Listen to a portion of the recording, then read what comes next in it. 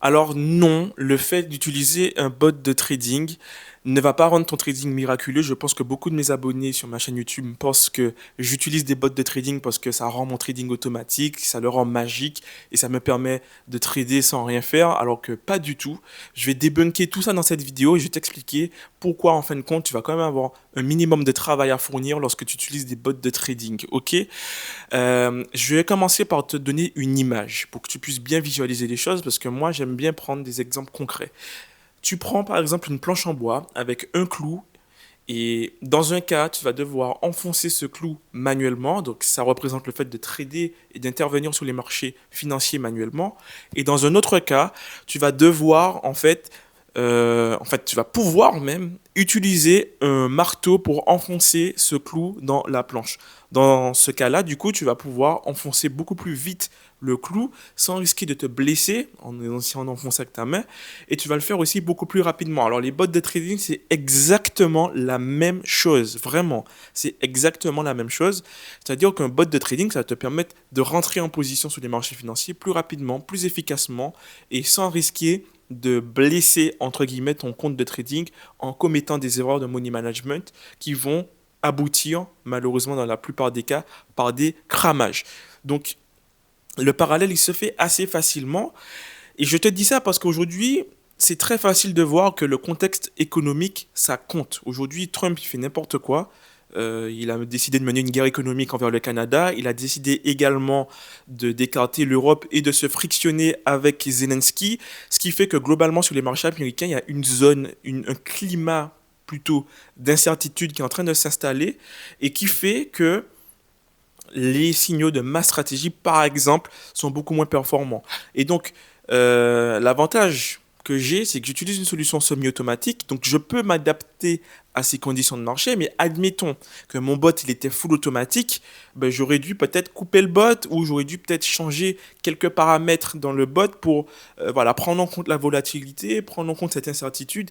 Et en fait, c'est un constant travail que l'on doit mener en backup du bot pour pouvoir s'adapter aux conditions macroéconomiques du moment.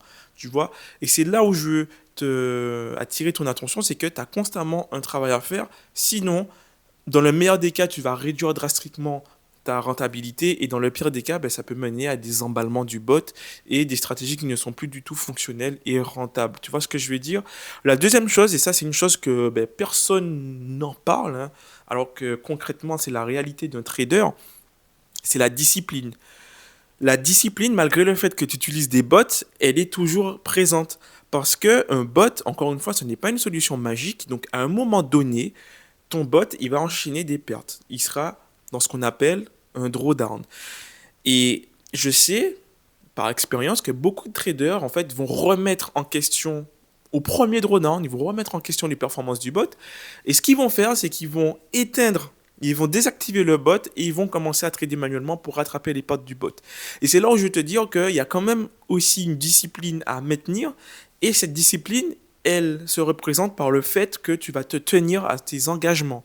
C'est-à-dire que si tu as décidé que tu vas laisser le bot agir à ta place, alors tu dois avoir la discipline de laisser le bot intervenir sans interférer avec le bot, sans essayer de rattraper les éventuelles pertes qu'il pourrait commettre, sans essayer voilà, de faire du gambling.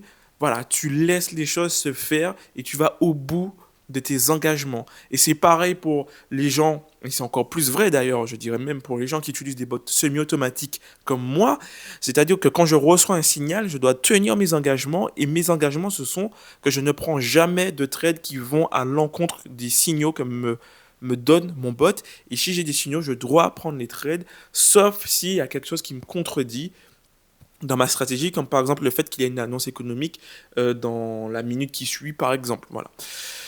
Donc ça, c'est quelque chose que voilà, aucun trader algorithmique n'aborde et pourtant c'est une réalité. Moi, je suis un mec du terrain, je suis un mec du concret et je sais pertinemment que ben, des gens, en fait, à un moment donné, quand ça va se ralentir, quand les performances vont se ralentir, ils vont se lasser du bot et ils vont sortir de leurs engagements pour pouvoir trader manuellement et faire n'importe quoi et se faire zigouiller et encore une fois cramer leur compte, tu vois. Donc, il n'y a rien de magique. Tout, c'est de la discipline, c'est une vision, c'est des engagements, c'est de la logique, c'est de la réflexion. Et il faut vraiment avoir cette discipline de se tenir à ce qu'on s'était dit dès le début, quitte à aller se foirer, mais au moins tu t'es foiré méthodiquement. Et ben, si ton bot, normalement il est bien codé, t'es pas censé arriver à ce stade. Ok? Donc voilà, c'était voilà, une petite vidéo pour t'expliquer ça. J'espère que voilà, je me suis bien fait comprendre et que ben, tu as enlevé cette idée de la tête que ben, une fois que tu reçois ton bot automatique, ben, tu n'as plus rien à faire, tu n'as plus aucun travail à faire. Et c'est pour ça justement que les solutions semi-automatiques, elles sont bien, parce que ça te force quand même à maintenir en fait ce travail de backup du bot, là où tu peux ben, tomber dans la facilité et ne plus prendre en compte le contexte macroéconomique du moment et ben, laisser le bot tourner comme ça et ben, passer à côté d'opportunités évidentes. Tu vois ce que je veux dire? Bref, c'était tout pour cette vidéo. J'espère que ça t'a plu. N'hésite pas à t'abonner, à faire un petit tour dans l'espace description. Il y a mon site internet plus mon canal Telegram. N'hésite pas à aller faire un petit tour pour voir ce que je peux te proposer. Et puis moi, je te dis à la prochaine pour une nouvelle vidéo. C'était Nicolas.